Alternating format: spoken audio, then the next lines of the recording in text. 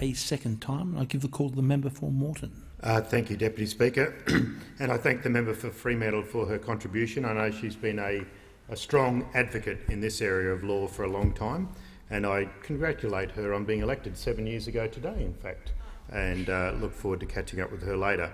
The Intellectual Property Laws Amendment Bill 2014 is substantially similar to the Intellectual Property Laws Amendment Bill 2013, introduced by Labor last year.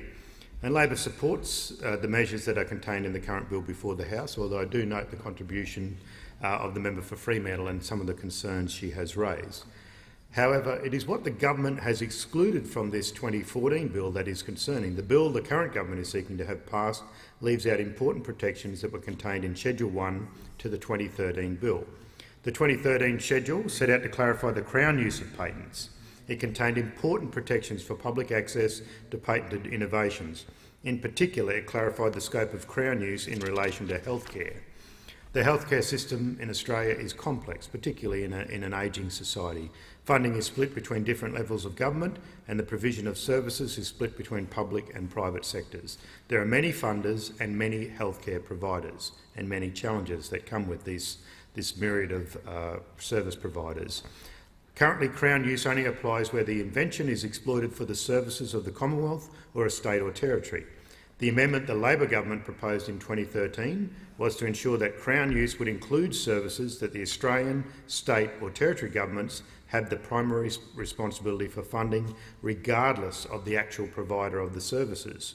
This was an amendment recommended by the Productivity Commission in its report, Compulsory Licensing of Patents, released in March 2013. There was an example given in the text of the Labor government 2013 bill to illustrate the intended use. And I quote, "The Commonwealth and the states primarily fund the provision of health services, including genetic tests covered by patents.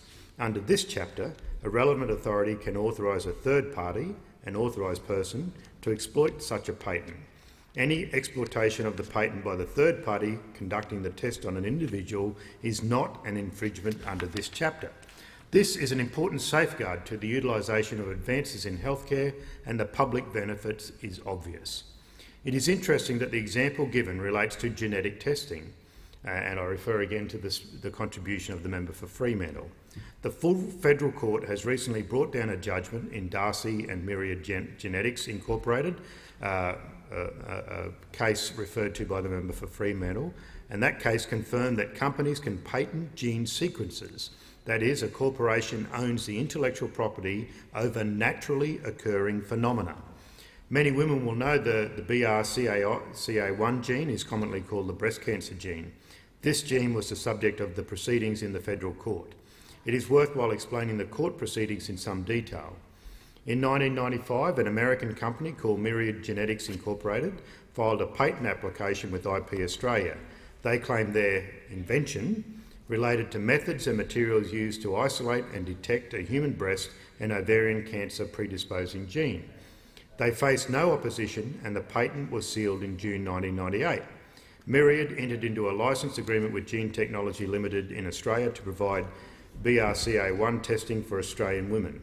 A very brave cancer survivor, Yvonne Darcy, together with a cancer support organisation, Cancer Voices Australia, commenced proceedings in the Federal Court of Australia to challenge the validity of Myriad's patent. At the same time, similar proceedings were occurring in the United States, challenging the patent that Myriad had already obtained there. On the 5th of September this year, the full federal court in Australia handed down their decision. The joint judgment in upholding the lower court decision to allow the patent said, "In Australia, there is no statutory or jurisprudential limitation of patentability to exclude products of nature. To the contrary, the High Court has specifically rejected such an approach. The court judgment made it very clear that if for policy or moral or social reasons patents for gene sequences should be excluded from patentability, then that is a matter for Parliament to decide. In contrast, the proceedings in the United States, another common law jurisdiction, ruled that the patent there was invalid. The danger of such patents being allowed is that the owners of the patent are in complete control of access to the naturally occurring gene sequence. Delays in research and inflated costs for people requiring the testing may follow.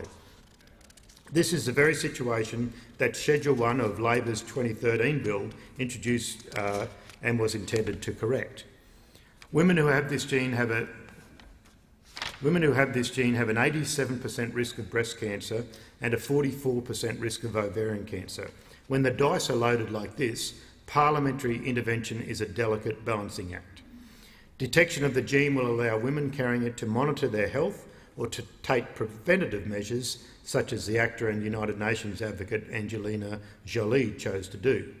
In light of the recent decision of the full federal court and without Schedule 1 of the 2013 bill, Australian women have no guarantee that there will be ready access to this life-saving testing. The Cancer Council, commenting on Schedule 1 in the Labor Bill of 2013, said, "New safeguards announced by the federal government will help to protect consumers from commercial monopolies over vital services such as genetic testing for cancer risk." In the same media release, Cancer Council Australia CEO Professor Ian Oliver said that he welcomed a bill that would clarify the application of Crown use provisions. He gave an example. Back in 2008, the commercial licensee for patents on the BRCA1 and BRCA2 breast and ovarian cancer genes sought to enforce its patent claims over the state and territory laboratories that were providing those tests as a public service.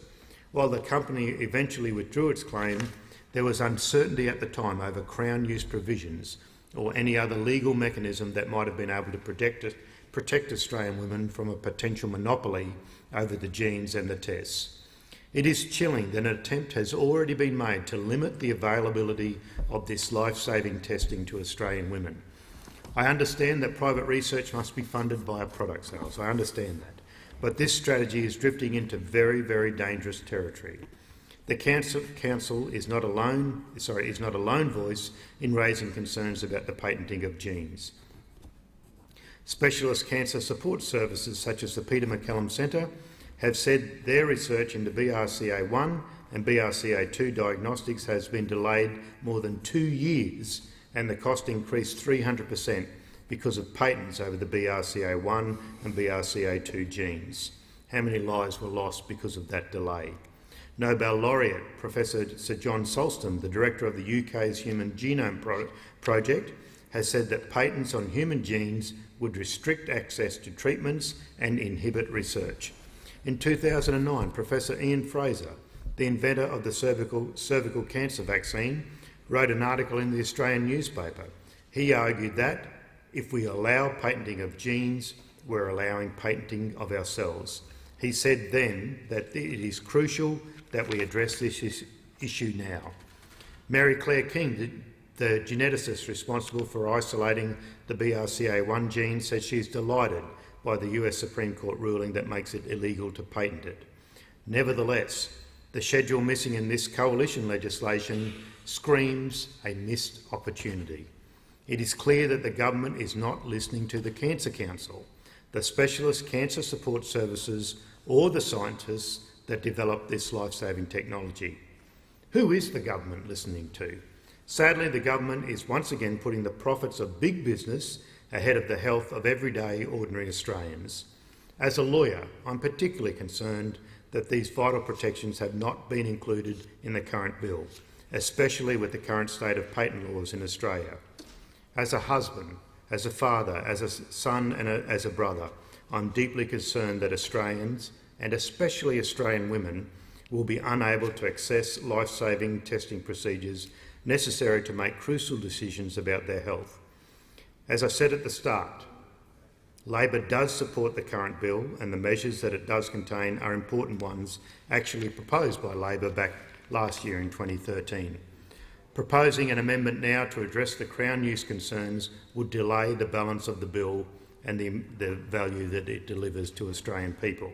So while I am deeply concerned by the government's neglect, I'm hopeful that the Senate will address this issue and save this government from its own incompetence yet again. And ain't that a full-time job for the current Australian Senate in the 44th Parliament? I thank the member for Moreton. The question